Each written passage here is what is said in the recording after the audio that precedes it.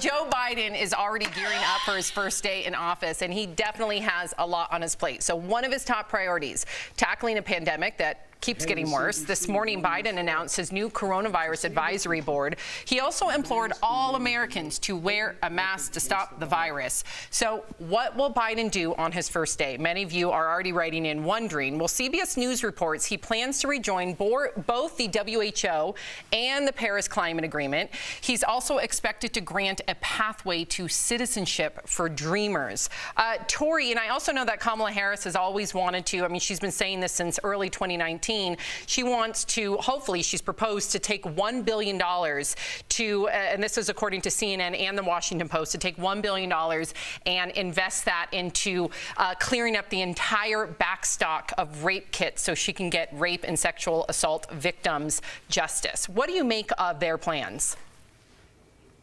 I love how we're already hearing about the plan. So, like, day one started now. He has 74 days until he's actually president, but day one started now. He announced the Corona Virus Task Force, which, by the way, we haven't heard from this administration since October 20th, and we're having a huge second wave. He said he will join the WHO, the Paris Climate Accord. What that says to me is allies are now back in play. I want to open up this isolationist sort of take that Trump had and make it more of a global community that we used to have. I also think that the mask mandate will be a day one thing. Utah just now implemented everyone has to wear a mask for at least 2 weeks. It has to be like seat belts. It's got to be so normalized, everyone just eventually does it. People didn't like seat belts at first, and now you just click it or tick it.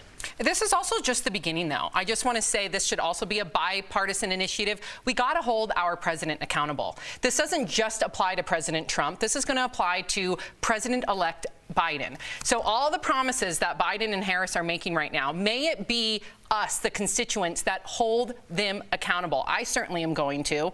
The work doesn't stop just because your president was the president-elect. I want to read some comments, and then please jump in, Jeff. Paul on Twitter, and then Al. Across the country, Americans are rising up to stop the left from stealing the election. We're actually going to have an attorney to address that, so stay tuned.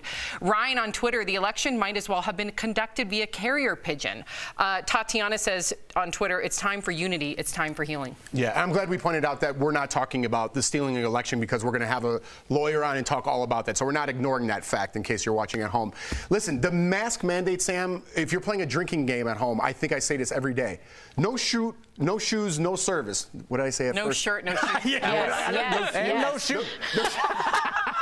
But anyways, drink up. But so I don't understand the mask thing. I really do not understand this mask thing. But what I do want from our new president-elect is to start telling people, listen, there was a lot of celebration for Biden fans out there. There was a lot of protests out there for Trump fans. There was football games where people are all over the field, like you mentioned, Al, at Notre Dame. We cannot have these large groups gathering because everyone's like, oh, they wore masks. No, they didn't. It's going to spread the virus. We're on record number highs right now, and no one's talking about it because we're dealing with all the mess of the presidency. Well, I think order number one should be stop getting together. No matter how great the cause is, no matter how little it is, even if it's a football game, I think we have to start there.